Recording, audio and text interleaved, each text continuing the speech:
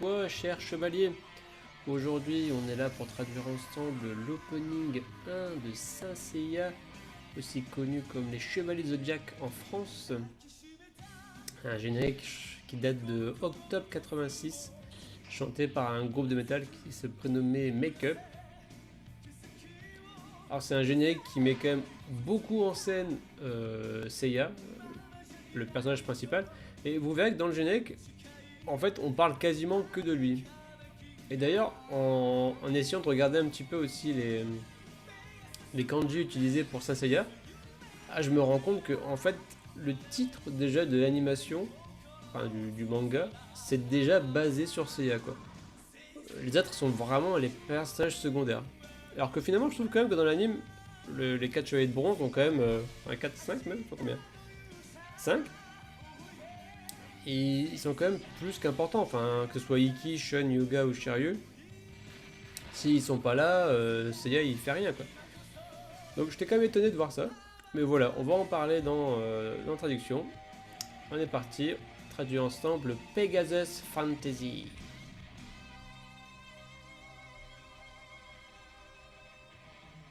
Alors, je voulais m'arrêter quelques secondes juste sur les kanji de Saint Seiya.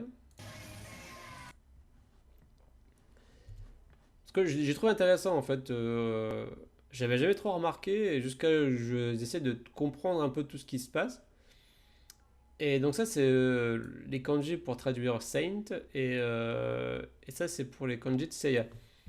Donc les kanji de Seiya, bon c'est le kanji littéralement du personnage Seiya. Donc qui veut dire ça c'est la flèche, le dernier c'est la flèche et à côté c'est l'étoile. Donc Seiya c'est la flèche étoilée ou la flèche des étoiles, voilà, comme vous voulez. Et à côté on a le kanji là c'est soldat, celui-là c'est la guerre, faire la guerre, et ça c'est le côté saint ou sacré. Donc on peut le traduire Seiya le guerrier sacré ou Seiya et les guerriers saints.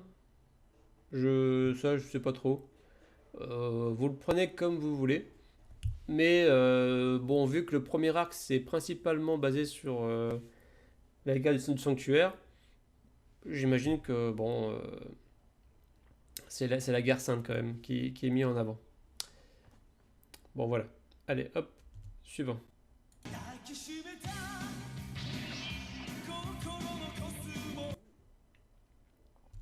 Alors là, il y a ça qui est intéressant aussi. On va commencer par Cosmo, parce que il est vraiment intéressant. Donc ça, c'est juste la traduction de ça, en fait, qui, si on prend les kanji tels quels, ne se disent pas du tout Cosmo,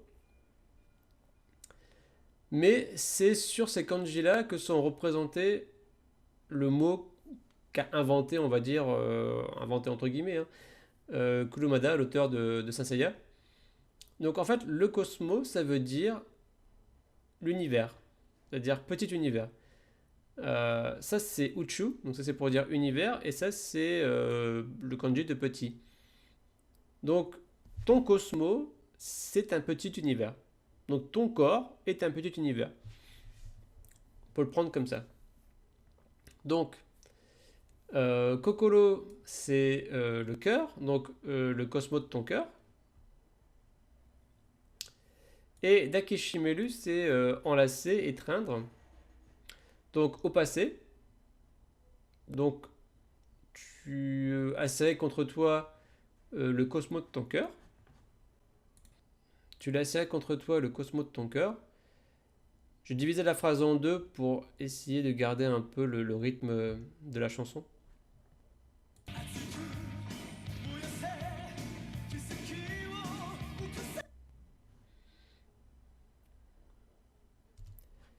Alors ici on a Atsuku qui vient de Hatsui pour chaud, mais là c'est plus que chaud, là c'est passionné, c'est extrême, c'est voilà.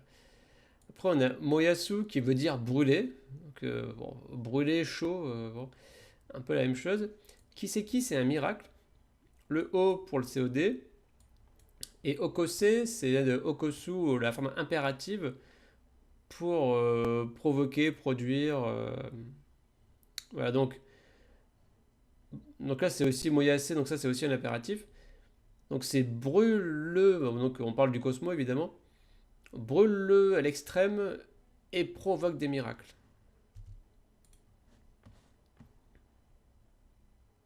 Ce que fait Seiya tous les 5 minutes, quoi.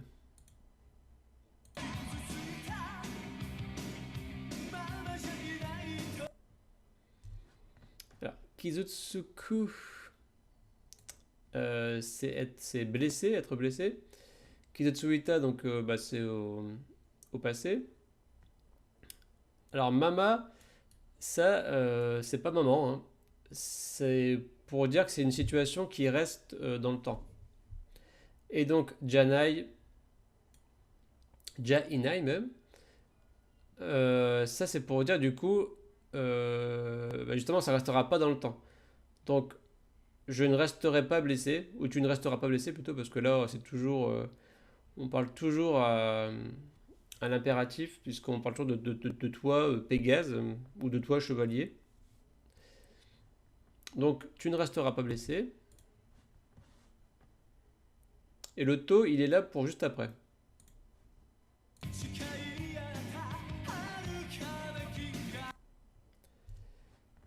que normalement, c'est to chikayata. Donc pour dire, chikai, c'est une promesse. Et chikayata, donc c'est tu as promis. Alukana, c'est les lointains. Et Ginga, c'est une galaxie. Alors là, on va traduire juste par une galaxie, mais à la base, c'est ce qui est utilisé pour parler de la Voie lactée. Mais bon, on va pas dire que tu l'as juré ou tu as fait la promesse dans la Voie lactée. Bien que quelque part ça a du sens, puisque en fait tous les signes du zodiaque sont dans la Voie lactée. C'est comme ça que d'ailleurs qu'on les reconnaît. Donc ça pourrait avoir du sens, mais bon, j'ai préféré laisser tu l'as juré dans une lointaine galaxie.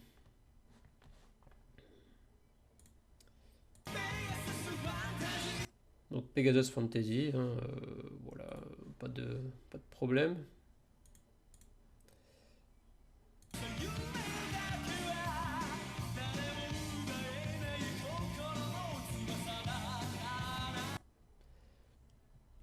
C'est un peu long, mais en fait c'est assez facile. Alors Sosa, c'est vraiment juste pour dire, hmm, oui, voilà. C'est ça, c'est comme ci, c'est comme ça. Yume, donc c'est les rêves. On a. Attendez, j'ai un peu changé la couleur parce que là ça va pas trop. Là, je vais mettre du. Je vais mettre quoi? Qu'est-ce qui marche bien là? Du blanc peut-être? Mettre du blanc. Donc j'ai dit quoi? J'ai dit Sosa, Yume. On a Dake qui veut dire seulement. Wa pour le sujet. Dalemo c'est personne. Ubaelu c'est voler. Donc Ubaenai c'est ne pas pouvoir voler. Kokoro c'est le cœur. Tsubasa c'est les ailes, donc les ailes du cœur avec le nœud de possession. Et Dakala c'est le parce que. Du coup, oui c'est ça, parce que les rêves, car seuls les rêves sont les ailes du cœur que personne ne peut te voler, ne pourra voler. Alors, je sais que je crois que j'ai mis ne pourra voler. Alors, c'est que c'est un petit peu drôle parce que on a, en français, ça fait un peu bizarre parce qu'on a volé ici, on a les ailes. Bon, c'est ça qu'on pourrait le prendre en contrepétrie presque, mais en fait, on ne pourra pas te voler, on ne pourra pas te les prendre, quoi. Ce sont, voilà, on ne pourra pas te voler les rêves parce que ce sont les ailes de ton cœur. On va le prendre comme ça.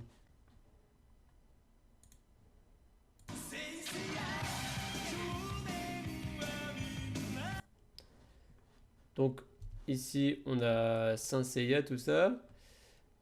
Shonen, donc c'est les jeunes, c'est les adolescents. Wa pour le sujet. Mina, c'est tous. Donc pour l'instant, c'est tous les jeunes sont. Alors Saint Seiya, tous les jeunes sont. Je ne vais pas traduire Saint Seiya, hein, pas trop d'intérêt.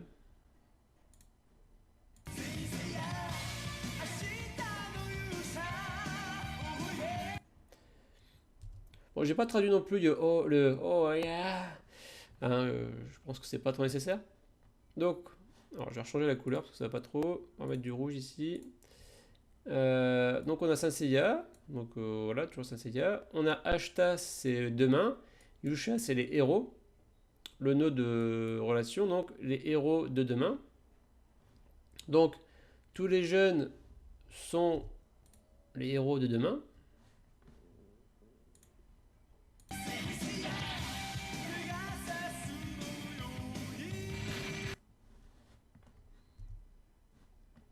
Donc Saint Seiya. Pegasus, bah, c'est Pégase. Et Noyoni, c'est comme. C'est-à-dire fait comme lui, tout comme Pégase. Donc Saint Seiya, blablabla, comme Pégase ou fait comme Pégase.